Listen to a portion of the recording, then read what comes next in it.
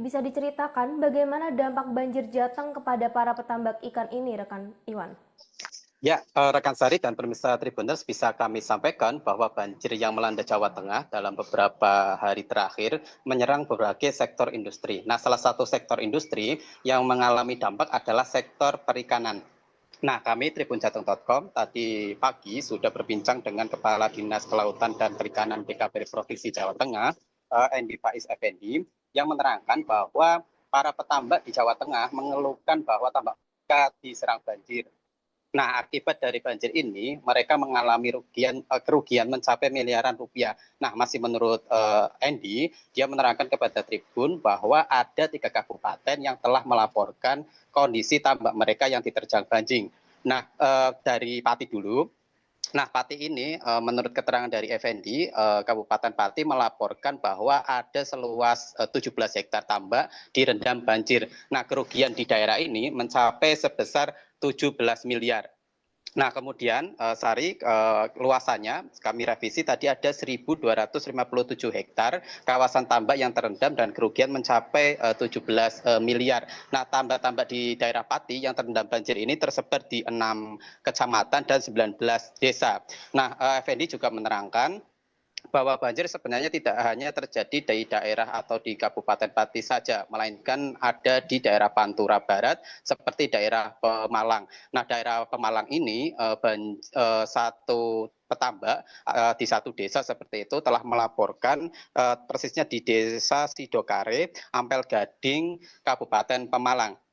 Nah, di daerah ini Sari dan pemirsa Tribuners, ada beberapa petambak telah melaporkan bahwa tambak mereka sudah diterjang banjir. Namun masih menurut Effendi, mereka belum bisa mengidentifikasi berapa luasan dan berapa kerugian yang mereka alami karena proses pelaporan baru dilakukan pada hari ini. Nah, tambak-tambak apa saja yang diterjang banjir di daerah Pati maupun di Pemalang ini? Yang pertama di daerah Pati adalah tambak nila salin. Dan yang di Demak, saya revisi, yang di Pemalang adalah tambak udang. Nah, dua tambak ini merupakan tambak yang biasa disetor ke berbagai usaha-usaha seperti restoran dan lain sebagainya. Kemudian satu lagi daerah yang masih dalam proses identifikasi terdampak banjir adalah di daerah Demak. Nah, daerah Demak ini masih seperti di daerah Pemalang, Sari, saat ini masih dalam proses identifikasi baik secara kerugian maupun luasan daerah yang terdampak banjir. Begitu, rekan Sari. Baik, lalu langkah apa yang dilakukan oleh pemerintah terkait hal ini, rekan Iwan?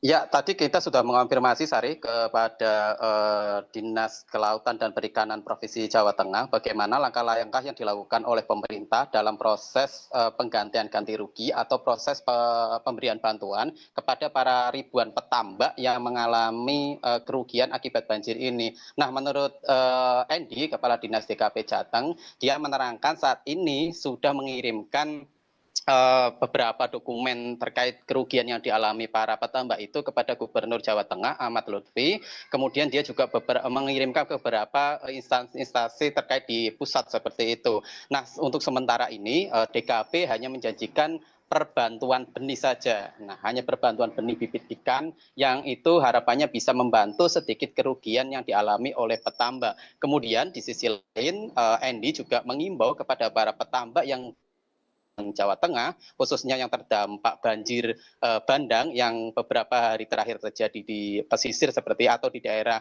pegunungan seperti itu, segera untuk melaporkan atau segera mengirimkan data kerugian atau data dampak dari banjir tersebut kepada Dinas Kelautan dan Perikanan. Nantinya laporan data atau kerugian yang dialami petambak akan ditindaklanjuti oleh Dinas Kelautan dan Perikanan Jawa Tengah. Begitu, Sari.